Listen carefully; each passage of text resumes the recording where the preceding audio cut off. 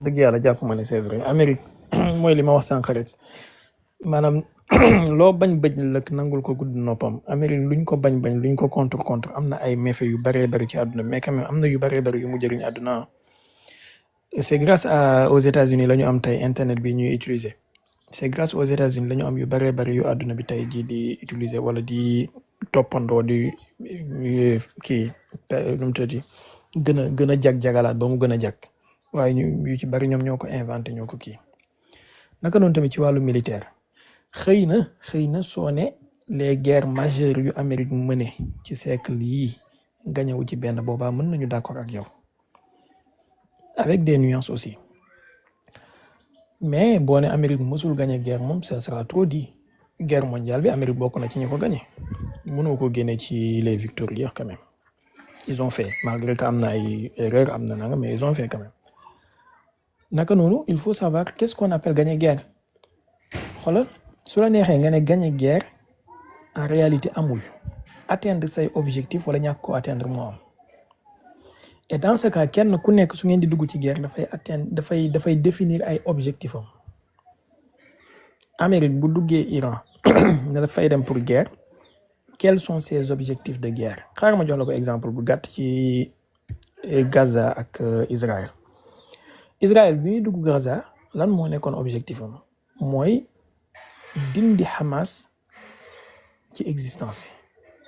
bi dindi Hamas ci gouvernorat ak contrôle Gaza détruire militairement Hamas après 2 ans xaw ma 3 ans ba fii ñuy waxee en tout cas Hamas mooy jiite Gaza ba fii may waxee ak yow maanaam ba fii may waxee ak yow am na ay militaires u Hamas yoo xamante ne ni ñoom ñooy gérer police u Gaza bi. kon Israël atteindre l'objectif de guerre malgré massacre yi mu def yëpp donc Amérique su ne dafay dugg ci guerre ne objectif am te objectif de guerre yi yaa koy annoncé sa bopp kenn du la sexal lem kenn du la forcer ba muy dugg ci guerre bi dafa annoncé ay objectif am premièrement mooy renversement du régime jëlee fi le régime des mollahs comme niñ koy waxee ñoom après 30 jours ba léegi nii régime bi moo fi nekk. maanaam sax waxuma la régime bi waaye papa moo jug doom toog xam nga loolu moo gën a dee maanaam dynastie moo fi nekk tey suñ ko mën a waxee noonu te yow lii nga fi bëggoon a jëlee li nga fi bëggoon a jëlee moo fi nekk ba léegi kon li nga bëggoon amul. ñaareel objectif bi dañoo waxoon détruire les capacités nucléaires de l'Iran ba léegi Iran mu ngi garder matière nucléaire boo xam ne mën na cee am entre 12 et 20 bombes nucléaires ba léegi xamoo fi mu nekk ba léegi tegagoo ci loxo. ba léegi gisoo ko kon atteindre go sa objectif. Troisième bi mooy détruire les capacités balistiques de l'Iran ba Iran bu mën a lancer ay missiles balistiques fi may wax ak yow nii sànq ci suba Iran yónnee na ndékki maanaam ba tey jii ñuy wax Iran mu ngi envoyé ay missiles amul bés bu mu xëy envoyé wul missile bi guerre bi tàmbaleeg léegi kon li nga bëggoon ba léegi amagoo ko donc yu mel nii moom la ñuy tuddee défaite. mais nag dina am ay victoire tactique dina am ay revers tactique par exemple rey jiitu réew bu mel ni xam ne victoire tactique la rey ay généraux yu mel ni ay Ali Tangrasi ay Ali Shamkhani nangam ay victoire tactique la kenn mënu leen koo bañal ñun suñu sañoon tey Iran rey Netanyahu danañ ci jubilé ñun ñëpp suñu sañoon Iran rey Ben Gvir suñu sañoon Iran rey chef d'état-major Israël suñu sañoon mu rey ministre de la défense Israël mais force est de reconnaître que defuñu amuñu capacité bi mënuñ ko moo tax defaguñ ko ba léegi donc Amérique am na ay victoire tactique léegi nag mu des victoire stratégique c'est vrai que guerre yu mujj yi Amérique am yi ci gën a siiw mooy guerre de Corée guerre du Vietnam guerre Irak première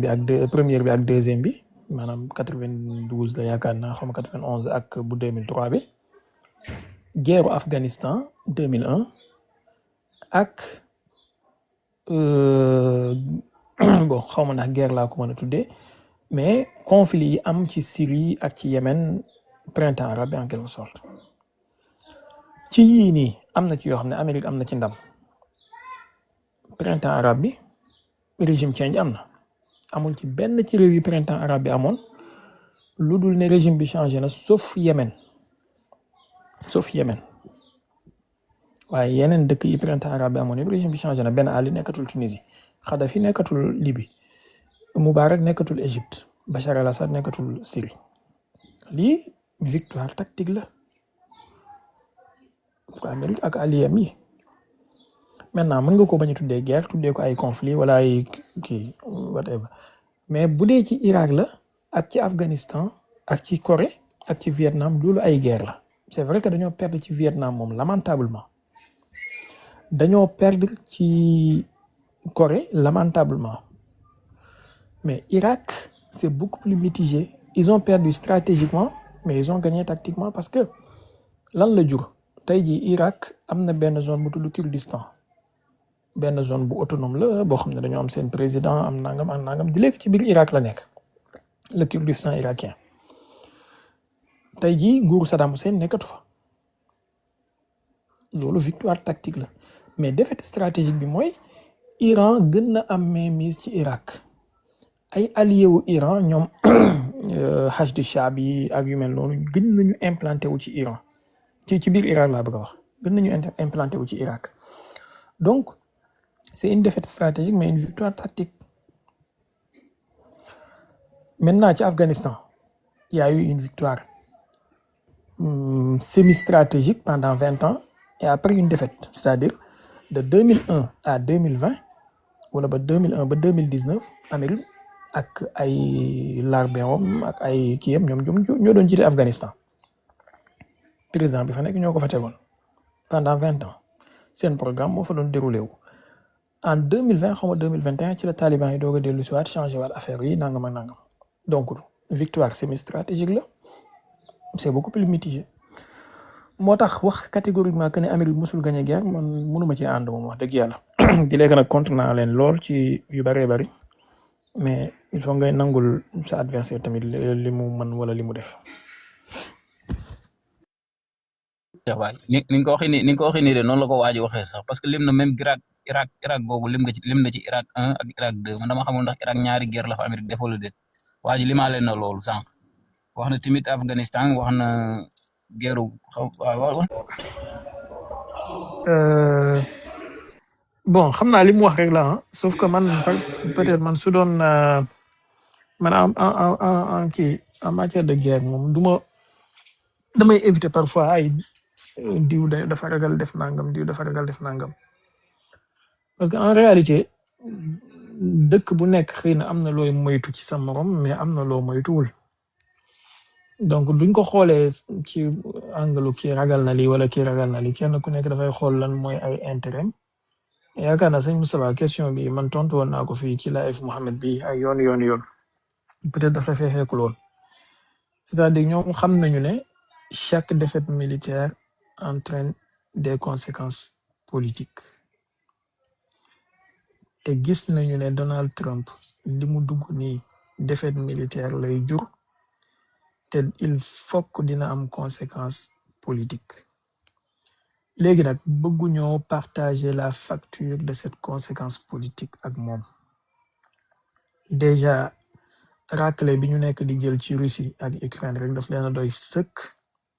seen population yi ñu bari ñu ngi leen di jéppi ñu bari ñu ngi perte seen code de popularité donc suñ ci naree yokk beneen raclé dafay gën a metti mën na jur ay bouleversement yu rëy rëy ba pare tamit réewu européen yi ci bari amuñu capacité de projection mën nañoo sóob nii rek waaye ñaari dëkk képp ñoo ci am une certaine capacité de projection bu ñu mën a defee vers cette zone là te mooy Angleterre ak France ku dul ñoom ñaar sa capacité yi sont très très limitées par rapport ak fi Iran situé wu ak combat yi nga xamante ne moom lañ soxla ci zone boobu par conséquent ils n'ont pas les moyens de leur politique même suñu ci duggoon maanaam bët du yenn waaye xam na li bopp attan en quelque sorte yaakaar naa su ma ko waxee noonu ci olof di nga comprendre li ma bëgg a wax lii képp moo leen téye ba léegi. xam naa Cheikh Baye beneen laaj bi ma lay laajaat mooy démb damaa gis benn information boo xam ni benn vidéo boo xam ne dafa mel ni Israël dañoo am benn loi boo xam ni dañ ko voté ci seen assemblée nationale bi muy maanaam ñi ñuy jàpp ci palestinien yi maanaam dañ leen di faat léegi loi boobu noonu ndax jàpp nga ni maanaam adduna bi war nañ koo seetaan mu nekk loi bu jàll. bon par rapport à question Moustapha jàpp ma ne benn réew ci àdduna bi dana ci wax ça va passer comme une lettre à la poste comme ni nga ko gisee depuis démb ba léegi amul benn protestation wala benn ñaawlu bu ci benn communiqué wala benn dëkk def ci dëkk jullit ñi rawatina réew européen yi moom bul xalaat ni danañ ci ngaan wala danañ ci yàbbi ci. par contre fi paradoxe bi nekk rek mooy dëkk boo xamante ne ni dafay bañ peine de mort wala dëkk yoo xamante ne dañuy bañ peine de mort ba ne dañ koy abolir ñoom ñooy ëlbatiku di voter peine de mort pour une population maanaam loolu ci droit international moom mooy tudd apartheid loi apartheid la te loolu crime la contre l'humanité yi nga xamante ne régime yi ko doon def yëpp taxaw nañ xeex leen tey ñu koy nangu pour benn régime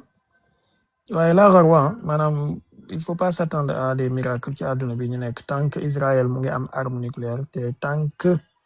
Iran góorgóorlu am arme nucléaire maanaam yii yëpp nag wax dëgg yàlla xam naa dina xaw a jaaxal ñenn ñi mais man jàpp naa ne Iran bokk na ci ñi ko yóbbee àdduna bi Iran bokk na ci responsable lii xew nii yëpp en partie parce que su amoon arme nucléaire maa tey gi Israël nekkee ci Moyen-Orient bii ak je m'en foutisme bi mu nekkee nii ak réewande gi mu nekkee nii konoon du yegg comme ni mu toll nii tey parce que dana am équilibre de la force bu am boo xamante ne au moins suy def dara dina am ñum ci xalaat mais téye gi ñu téye seen bopp tënk seen bopp ci fatwa googee tax amuñu arme nucléaire boobee Israël téye région boobu en otage di def lu ko neex di def di dindi kenn sañu ko wax déet lii képp la maanaam tey su amoon benn dëkk bu am arme nucléaire ci région boobu ku dul Israël lu Israël di defati ci maa tey dana ko xalaat te bu dëkk boobu fëggee le point sur la table danañ ko déglu donc les Iraniens en partie sont responsables ci li xew nii dëgg yàlla mais bon malheureusement le peuple palestinien ñoom ñooy les seules victimes et c'est dur kenn mënu ci dara c'est la force de maanaam c'est la réalité des choses c'est la triste réalité kenn mënu ci dara ñi ci mën dara économiquement pare wuñu pour def ko te mooy ñu fi doon wax sànq ci suba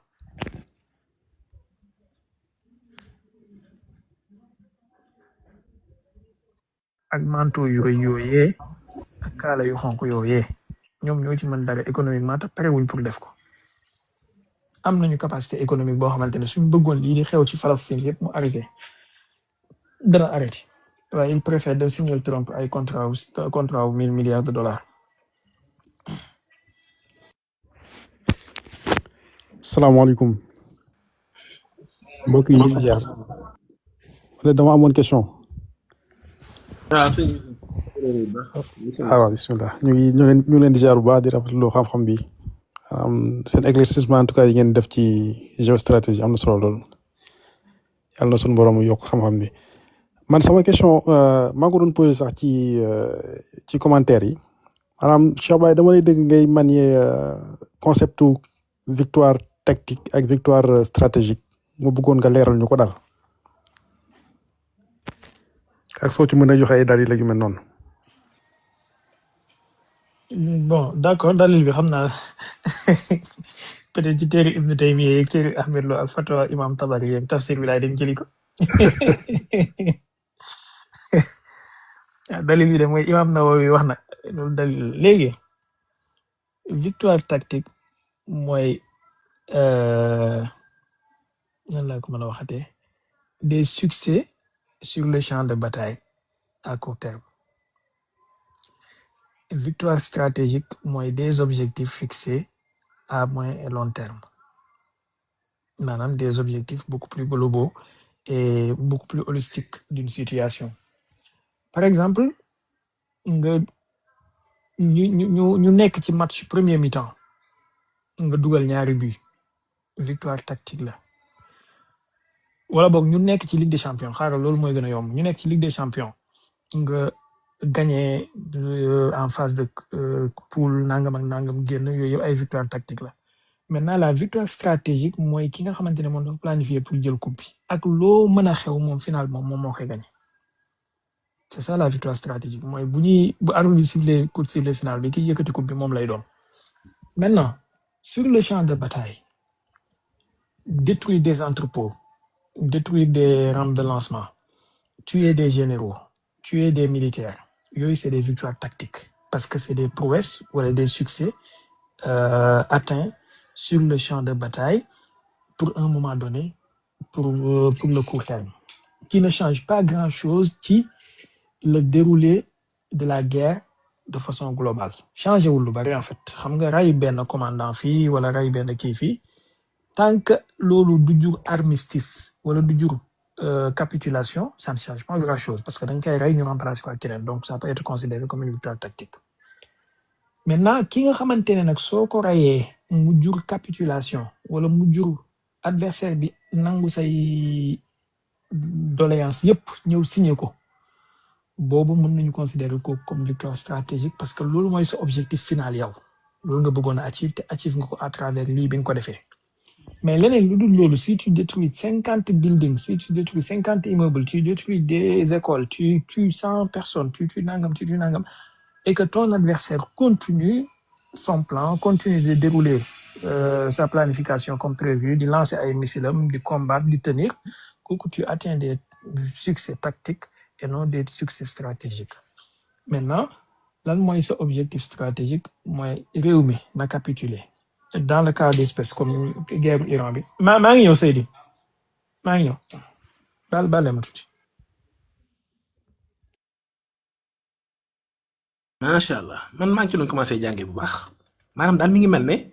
ci sama yaakaar bu fekkee damay wax normal maanaam mi ngi mel ne ma ñëw Afghanistan daal ne dama fiy jëlee taliban yi daal di ñëw gagné terrain bi bombardé fii rey fii toog fa 20 ans jógee bàyyiwaat fa taliban yi nga xam ne ñoom laa ñëwoon pour jëlee leen fa xam naa sëñ bi yaakaar naa Youssou est-ce que du noonu koy xëy dégg wala noonu. waaw mel na ni de. li mu indi nii rek kay doy na sakk.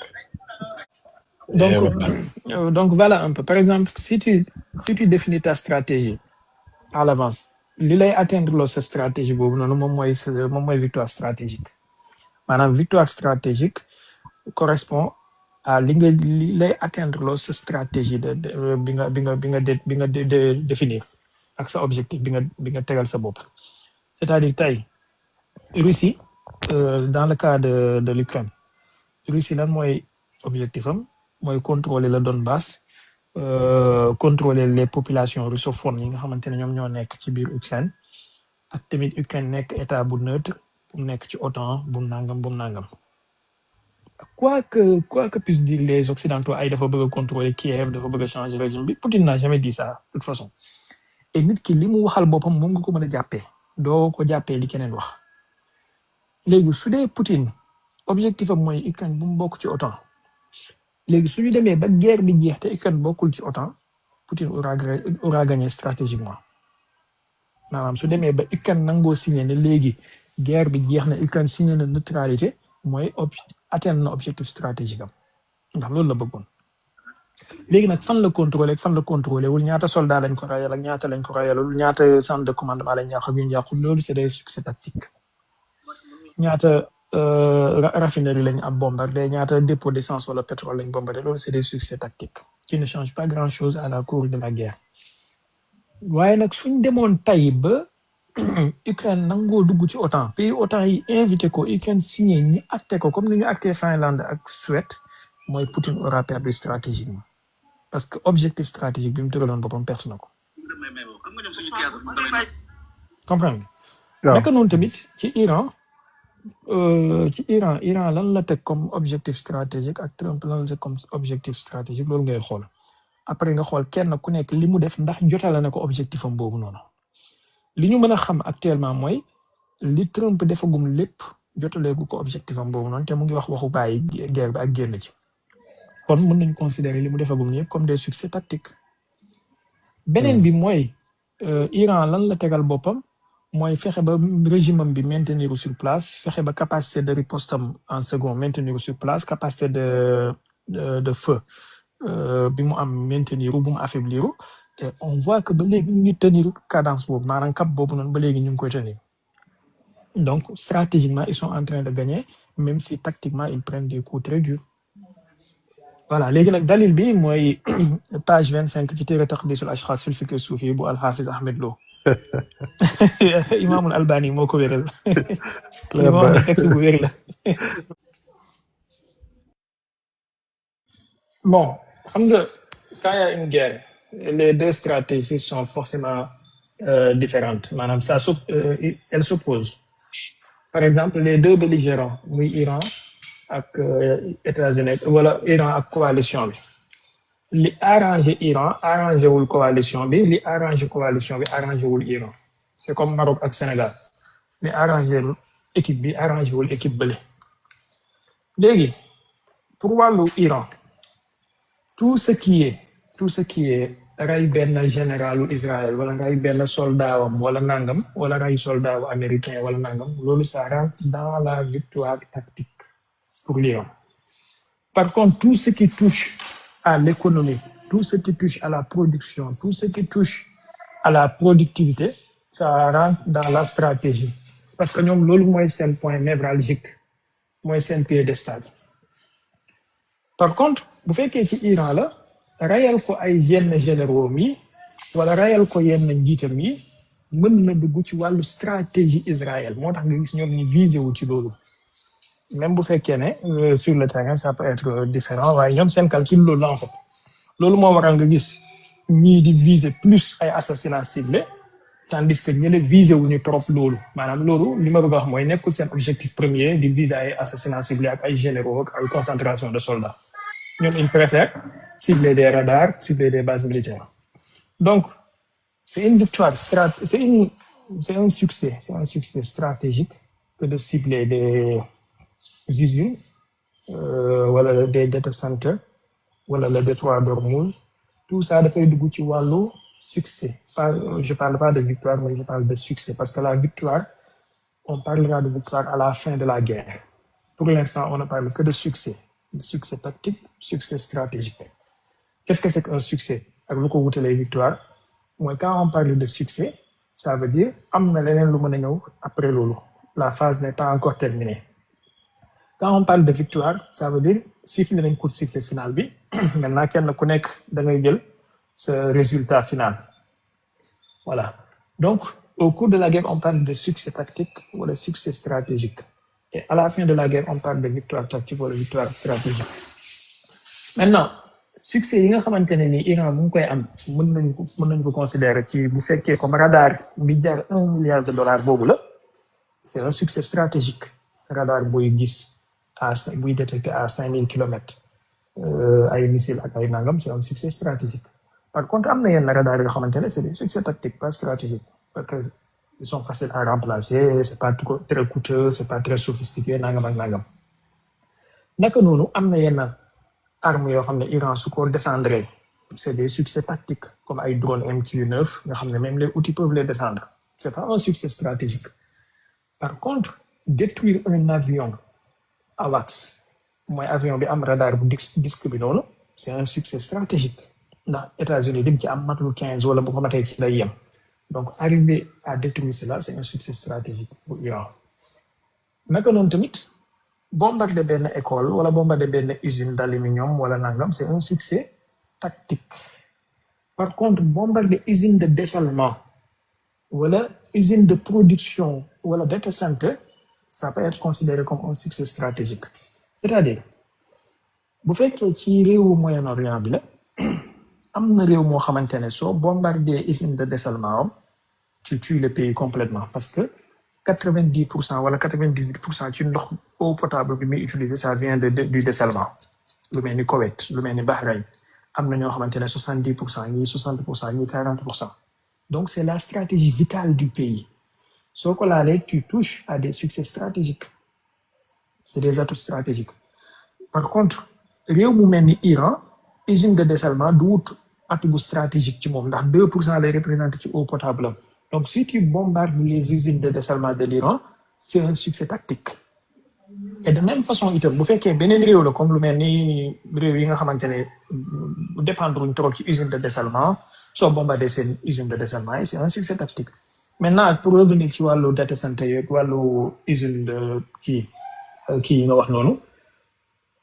naka la ñuy mesurer que est-ce que tactique la wala stratégie la mooy capacité wala degré de dépendance bu mbir mi am par rapport ak survie wu dëkk bi ak productivité wu dëkk bi ak économie dëkk bi est-ce que vous me comprenez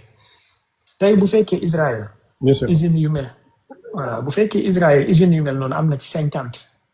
te bi Iran bombardé ça ne représente que 2%. On ne parlera pas de succès stratégique, on parlera de succès tactique. Mais bu fekkee Israël ñaari kese la ci am bi Iran bombardé représente 70% wala 80% bu ko laalee là on parle de stratégie majeure.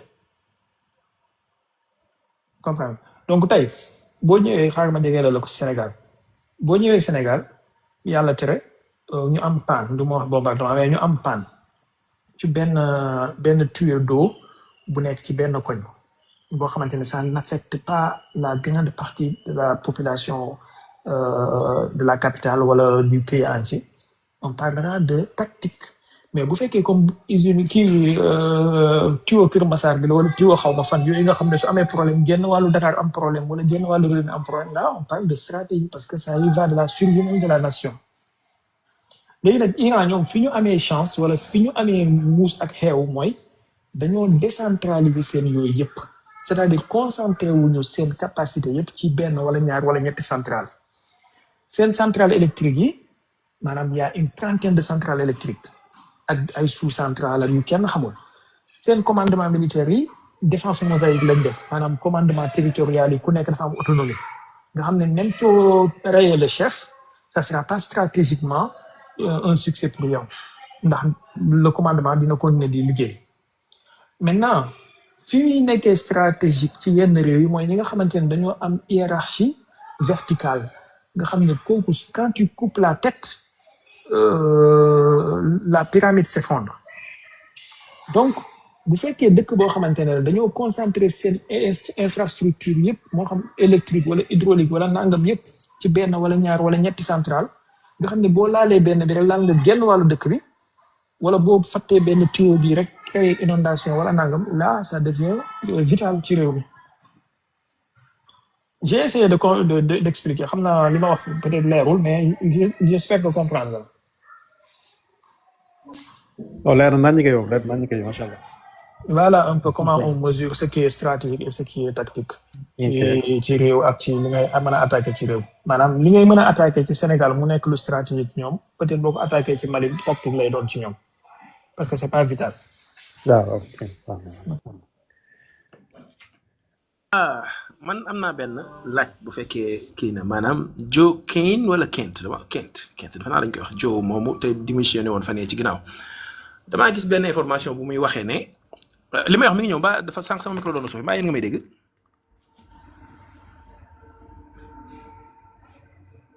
ngay dégg kay. ok d'accord kon Joe Kane moom dafa wax ne Trump munta wax kan lay négocier fële ci Iran bu dee mi ngi négocier pas négocier sax mais ñu muy waxal rek ku muy waxal ci Iran du ko mën a wax parce que day ragal israéliens yi rey leen maanaam képp koo xam ne nii tudd na ko wala boog wax na ko publiquement ku muy waxal fee israéliens yi danañ ko rey loolu tax nangootu ko wax Joe Kane moom moo wax loolu ba pare daal ne il faut ñu am contrôle ci Israël parce que buñ ko amul moo tax iraniens yi duñ ñu mës a jox respect wax jooju ab vidéo ci vidéo la ko wax defe naa man gis naa vidéo bi fan démb defe naa su ma jógut léegi loolu noonu yow nan nga gisee wax jooju par rapport bu fekkee Trump dafa bëgg a négocier ba tax mu yut kum waxal te moom moo waxoon du négocier ak terroriste te su ma juumut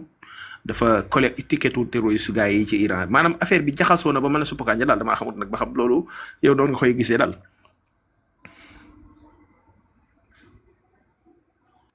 suppu kànja bi dañ ci yokk suppu kànja bu fanaan dafay jaxasoo ba dafay forox mais bon li Joe Kane wax am na lu ci nekk dëgg am na loo xamante ne mën nañ ko nuancer un peu benn mooy c'est vrai que Trump bëgg na négocier américains yi bëgg nañu négocier mais man gëwuma ne négociation directe mu ngi am wala indirecte maintenant y a des correspondances correspondance nag ne veut pas dire négociation. Y a des correspondances par-ci par-là. Maintenant Trump su demee ba amul contrôle ci Israël ba buy négocier du ñemee wax kan lay négocier mooy war naa xoolaat boppam. Amérique war nañoo xoolaat seen bopp kon kii contrôle man su ma nekkee ci benn guerre man ak yow ma xam ni su ma annoncé ki may négocier yow nga éliminer ko te man bëgg naa génn ci guerre bi ndax ça me coûte cher, ça me coûte ma réputation, ça me coûte ma puissance mondiale, ça me coûte nangam, ça me coûte nangam ba pare ma continuer di la ci topp te arme yi ngay utiliser man maa la koy jox mooy ne finalement ñàkk fayda la wala suicide la xaw ma ban la ci mais benn la ci ñaar yooyu moo xam damay faru moo xam damaa ñàkk fayda mais su dee man maa moom sama stratégie bopp maa moom sama cëggal guyu bopp su ma demee ba xam ne suñuy objectif bokkatul war naa mën a xaajale ko yow yoon xaaral nga delloo ko baal leen ma tuuti maa ngi ñëw s'il vous plaît. pour fàttali leen laata tanaa mu ñëw Joe Kane wala Kent mooy ki nga xam ne moo démissionné woon fan yii ci ginnaaw ci mbirum kii bi parce que wax ne Iran amul benn menace boo xam ne nii am na ko ci Amérique mooy ki démissionné woon fan yii depuis mu démissionné nag ñu ngi koy invité ci plateau yi ñuy wax kooku moom mooy ki ñuy wax noonu moom moo wax jooju Cheikh Baye di leeral. donc Ibrahima li nga doon laaj noonu ci Joe Kent ma ne kon maanaam boo nekkee ak nit mu leer na ne seen stratégie àndul kay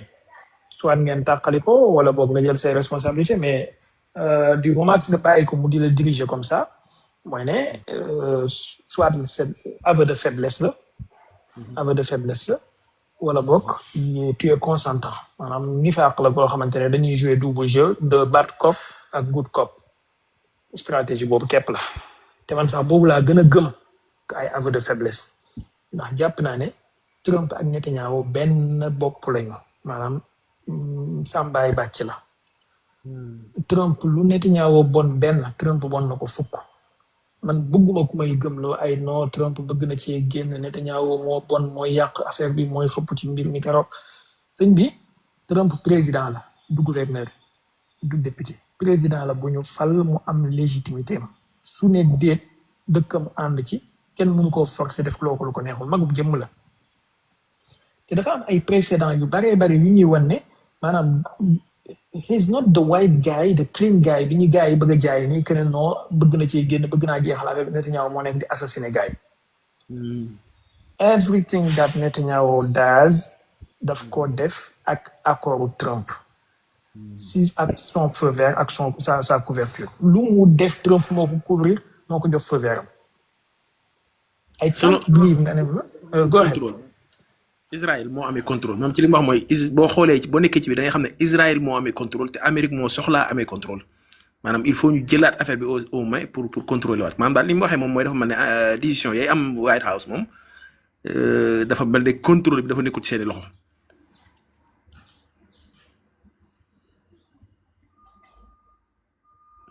non maanaam Irada li ma bëgg a wax sax mooy baal ma ne li nga doon wax waaru ci maanaam li ma bëgg a wax mooy Trump dafa am ay précédents yu baree bari yoo xamante ne daf ñuy wan ne li muy def nii wala boog li gars yi di def nii ay jeu la de good cop bad cop. kan moo rey Qassim Soleimani. moom la de. rey Qassim Soleimani mënoon naa déclencher guerre bii nii guerre bi am 2025 2026 bi mënoon naa déclencher en 2020 bi ñu rey Qassim Soleimani bu iranien yi amutoon maîtrise ak bu fi xamee ne bu fi nekkul woon que c'était un modéré xaw a dëgg tànkam ci yenn affaire yi. du Biden du Obama asa criminel la woon mais rayu Qassim Soleimani quand même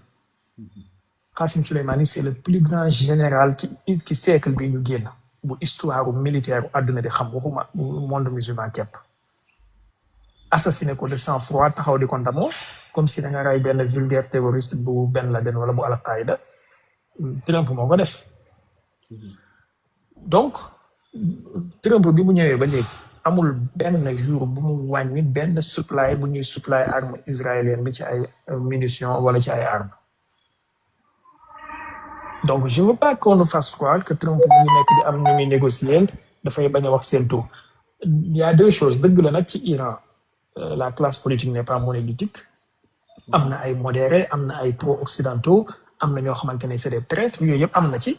mais cëggal guy gi ci njeexintal li ci njomboxton li ki ka moom mooy ayatullah bi ndax moom mooy jël décision stratégique yi ak orientation stratégique yi demal négocier ba mu neex la su ayatullah bi ne duñ signé sauf bu fekkee dañuy rey ayatullah bi mais bon toute façon dëkk bu nekk surtout dëkk bu mel ni Iran doo mën a dàq ne ay négociation amul diggante ñenn ñi ak ñenn ñi mais il négocie au nom de qui est-ce qu'il négocie au nom de l'Iran est-ce qu'il négocie à leur propre nom lan moo gënoon a yomb Trump su bëggee génn ci lii yëpp mu def déclaration ne you know what I'm done I have done what I have to do fi mu toll nii bàyyi naa Netanyahu ak mbiram su ko neexee na jeexal guerre bi su ko neexee na continuer lu mu ci góobee gal ko man négociation laa bëgg I want peace lu gën a yomb loolu maanaam est-ce qu'il suffit de jouer ay pierre à 5 bandes wala à 80 bandes pour sonal nit ñi. te su boobaa sax politiquement il gagnerait aux États-Unis hein. Ah bien sûr waxuma la aux États-Unis rek mais dina gagner ci àdduna bi ak respectabilité parce que nit ñi danañ xam ne kon kii au moins am na benn instinct de survie ak benn xalaatu nit ku normal xam ne boo demee ba mënatoo jàll impasse nga arrêté dina am ñu ko jéppi woon sax ñu ko mën a nawaat après même si que man bokk na ci. Cheikh Baye sa xalaat bi anglais nga ko waroon a wax ndax Trump jot ci. waaw mais Asini loo xalaat ci maanaam. koy gudaa biu bu ñorut donc akoy bu ñok si gudaa dee bu ñok gudaa biu bu ñorut. kii Cheikh Sebay. kii Iran loo baal leen ma de. waaw dama ne maanaam lan nga xalaat ci bu fekkoon ne jël na boobu décision ne daa arrière par exemple li muy bàyyi ginnaawam mooy confiance bi muy bàyyi ci diggante ak naar yi ak la ko fa Iran def comme défaite est-ce que du fa bàyyi benn play bu mu dul benn góom bu mu dul mën a wéral après. xoolal en matière stratégique ci wàllu géopolitique am na benn instant ngeen baal ma ci misaal bi mais comme diggante nit la ak soxnaam su fay soo ko bëggee jëli ego amu fa place fierté amu fa place soo ko defee rek tu perds tout maanaam dafay laaj nga teg sa ego de côté teg sa fierté de côté nga nangoo ñëw ne voilà lii laa bëgg kaay ñu xool naka lañ ko mën a amee mën naa laa jox lii lan nga mu mën a jox en retour boo jàngee histoire c'est comme ça que les grands stratèges gagné ci seen doxalin du yonent bi sallallahu alayhi wa sallam par exemple mais jour sulhu Hudaybiya am na ay jullit ñu xaw a murtad wal iyaazu billah ndax frustration bi ñu amoon am na ci ñu dem banaan ko xanaa du ñun ñoo nekk ci dëgg li ma nu'ti daniyata fi diinina aleykum salaam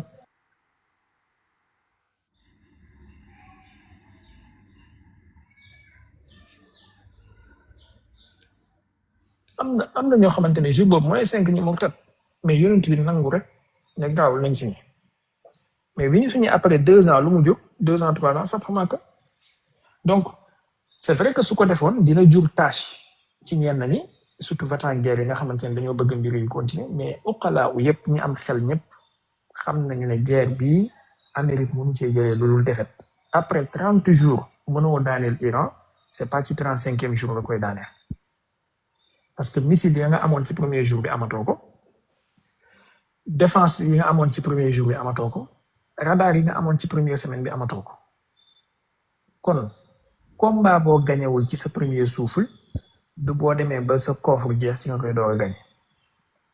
je caricature à peine donc dina am ay frustration dina am médias yi dinañ ko bëw mais ñi am xel ñëpp danañ xam ne lii mooy position bu réaliste et puis boobaa mën na ñëwaat digganteem ak naar yi que ne leen damaa bëgg yéen ak seen dëkkandoo bi ngeen nekk si jàmm ñu bokk nekk si jàmm ñu ñëpp man ma ko ne nekk seen kilifa mais xalaatul loolu parce que loolu bokkul ci stratégie États-Unis seen stratégie mooy fexe créer benn divergence entre Iran ak ay dëkkandoom ci ay naar as long as possible lu mu gën a yàggee nga créer benn fossé seen diggante loolu mooy seen stratégie donc pour ñu juboo du ko arranger maanaam yaa ngi imaginer tey le monde musulman li ko daggee Sénégal ba Malaisie wala ba Indonésie yëpp booloo nekk benn maanaam am ay waxuma la nekk benn am benn ngir sax mais am ay liens diplomatiques yu neex ay joint compréhensif di dajee ci ay sommet di nangam yaa ngi imaginer loolu bouleversement géopolitique bi mu mën a jóg moo tax bu ñu mën a def pour diviser ko danañ ko diviser yaa commencé par ñu sekk benn territoire bu mel ni golfe Persique bi sax ñu fexe ba bu ñu juboo diviser pour mieux régner mais su arrêté woon moom dina amul benn décision politique bu dul am ay conséquences mais da ngay natt les pour et les contre nga jël décision. te waaye man de sa point bii nga mujjee kii ni am naa ci question. ndax man damaa jàngat ne Israël dafa mel ni doonte faraluma leen waaye mel na ni ñu ngi gagné ndax ni ma ko jàngatee maanaam ndax Iran est-ce que seen stratégie politique yi ñoom ñoo contrôlé dëkk bi fi mu ne nii wala militaire yi ko contrôlé ndax boo xoolee attaque yi ñuy def ci usine de dessalement eau yi nekk ci pays du golfe bi est-ce que loolu en fait du leen indil benn méfait politique boo xam ne maanaam opinion publique bi nekk ci pays arabe yi bu ñu àndoon ak Iran est-ce que dinañ ànd ak Iran fi mu ne nii dans le long terme. amul benn décision politique buy am bu dul am ay inconvénients dina am ay avantages dina am ay inconvénients amul décision bu mu mënti doon nag léegi da ngay natt rek ban moo ci ëpp ak lan selon sa stratégie yow man moo la gën a arrangé maanaam bu fekkee sa stratégie mooy mbir mi na jaxasoo ñëpp kii tout le monde empathie ba ñëpp xam ne mbir mi du yomb ci kenn ñu ut jàmm nga dem ci. bu fekkee nag sa stratégie mooy mbir mi nag neex ñu masla ñu kii nga jël en conséquence de cela c'est-à-dire man personnellement jàpp naa ne li arrangé Iran mooy na carte bi yëpp jaxasoo ñëpp yëg métit ba nga xamante ne la paix deviendra une nécessité pour tout le monde c'est-à-dire la paix bu mu nekk une option mais na nekk une nécessité bu demee ba nekk nécessité nag ba ñëpp ne ay ca bëgg nañu jàmm doyal nañu on en a assez boobaa dinañ signé loo xamante ne dañ ko respecté ñëpp nekk si jàmm voilà les nu mu tuddati xaw ma nan lañ ko waxeete woon mais daal que tout le monde soit en paix mais tant que paix bi mu ngi nekk option nga xam ne Israël mooy jël décision am kañ la bëgg a attaqué kan lay attaqué fan la koy attaqué saa bu ko neexee bombardé ku ko neex Iran du nekk si jàmm benn dëkk du nekk si jàmm boobaa traître yi nekk ci réew arabe bi dañuy continuer ak seen milliards di invité Jay-Z ak Beyoncé ak ñoom Rihanna ñu leen fecce képp Iran da teg na fi sànq benn audio boo xam ne yaakaar na 3 février la woon bokk na ci li ñu wax ci audio boobu benn njiitu Iran bu waxoon ne cette fois-ci soit ñëppay nekk si jàmm soit kenn du am jàmm maanaam sonn nañu ci ñun ñu nekk ci guerre ak ay assassinat ciblé yéen ngeen di nekk ci ay rafaahiya ak di organiser ay coupe du monde bi kenn xamul maintenant man je pense que personnellement cette stratégie là moom mooy stratégie payante et ça va porter ses fruits. abonné leen tey aimé di partager di participer di envoyer ay cœur